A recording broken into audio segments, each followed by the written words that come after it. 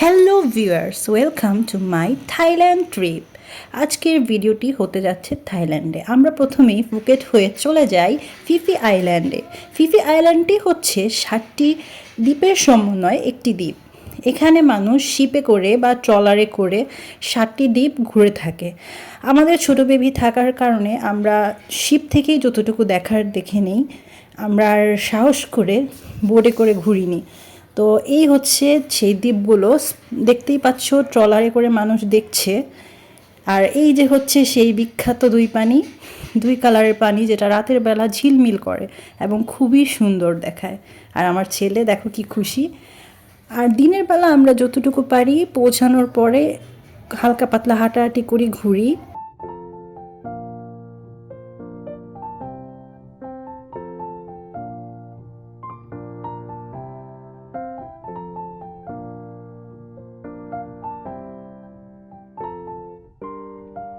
আমরা কিছুটা সময় নিজেদের মতো স্পেন্ড করি, দেন হচ্ছে আমি কিছু শামুক বা ঝিনুক যাই বলো কুড়িয়ে নিই।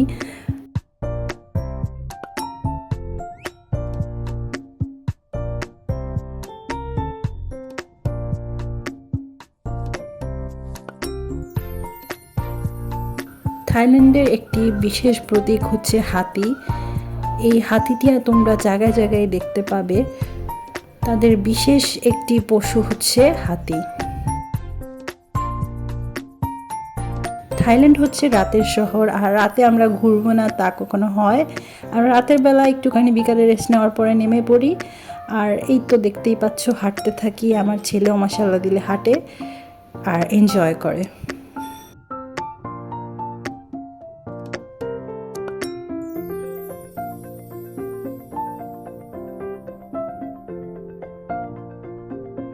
চলে আসার দিন সকালবেলা আমরা পাহাড়ের দিকে কিছুটা সময় হাঁটি, দেন চলে যাওয়ার বেলা। আর যেতে যেতে আমাদের অনেকটাই রাত হয়ে যায়। আর রাতেই এসেই আমরা নেমে পড়ি ঘুরতে। যেহেতু থাইল্যান্ড হচ্ছে রাতের শহর, রাতে হচ্ছে পার্টি হয়, সব মজা রাতে হয়। আমরা চলে যাই ডিরেক্ট বাংলা স্ট্রিটে, যেটা হচ্ছে ফুকেটের বিখ্যাত। আমরা ফার্স্টেই ওখানে এনজয় করি।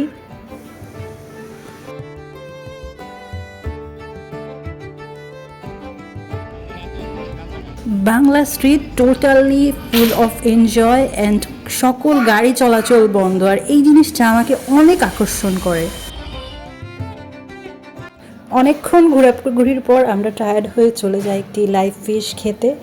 লাইভ ফিশ মানে হচ্ছে আমাদের সামনে কেটে তাকে গ্রিল করে আমাদের সামনে পরিবেশন করা হয়, সেটা খেতে আমরা চলে যাই। অ্যান্ড সেটা খাওয়াটা এনজয় করার পরে আমরা চলে যাই ডেজার্ট। আর ডেজার্টটা হচ্ছে এখানে থাইল্যান্ডের বিখ্যাত কোকোনাট আইসক্রিম। কোকোনাট হচ্ছে থাইল্যান্ডের একটি বিখ্যাত আইটেম।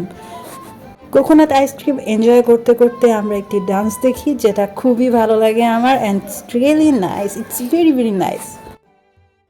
বাংলা স্ট্রিটের অপোজিটে ছিল পাতাং বিচ, যেটা দেখতে আমরা চলে যাই রাতের বেলাতেই, কারণ আমাদের পরের দিন ফ্লাইট হচ্ছে ব্যাংককের উদ্দেশ্যে। তাই আমরা রাতের বেলায় এনজয় করি এই সি ভিউটি।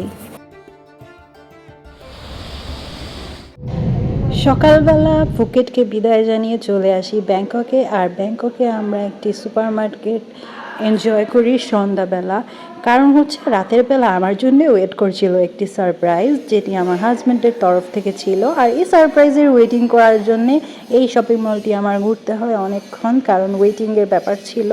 সারপ্রাইজটি কি সেটা তোমরা কিছুক্ষণের মধ্যেই জেনে যাবে।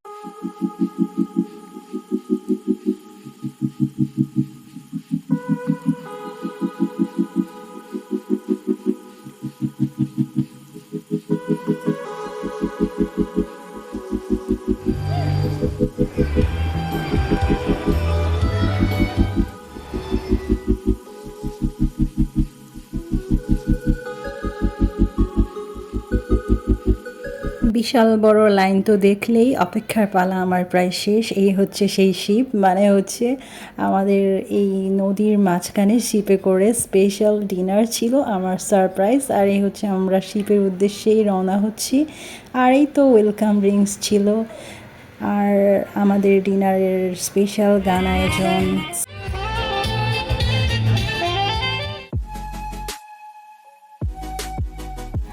জিপে করে মাঝে মাঝে আমাদেরকে দেখানো হচ্ছিল স্পেশাল কিছু টেম্পল যেগুলো ঘুরতে মানুষ আসে।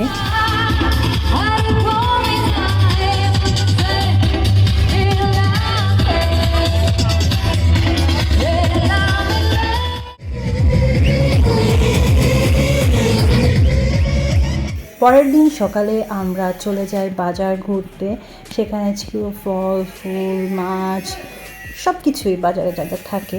আর বাজার ঘোরা শেষ করে আমরা সন্ধ্যায় বের হয়ে হালকা পাতলা শপিং করি, যেহেতু পরের দিন আমরা চলে যাব। তাই আমরা অনেক শপিং করি, নানা বাজার সামনে দিয়ে যাই, এবার ভিতরে ঢোকার সাহস হয় না আর চলে আসি পালিয়ে। আর এভাবেই আমাদের এই ব্লগ অ্যান্ড থাইল্যান্ড ট্রিপ শেষ হয়ে যায়। আল্লাহ হাফেজ।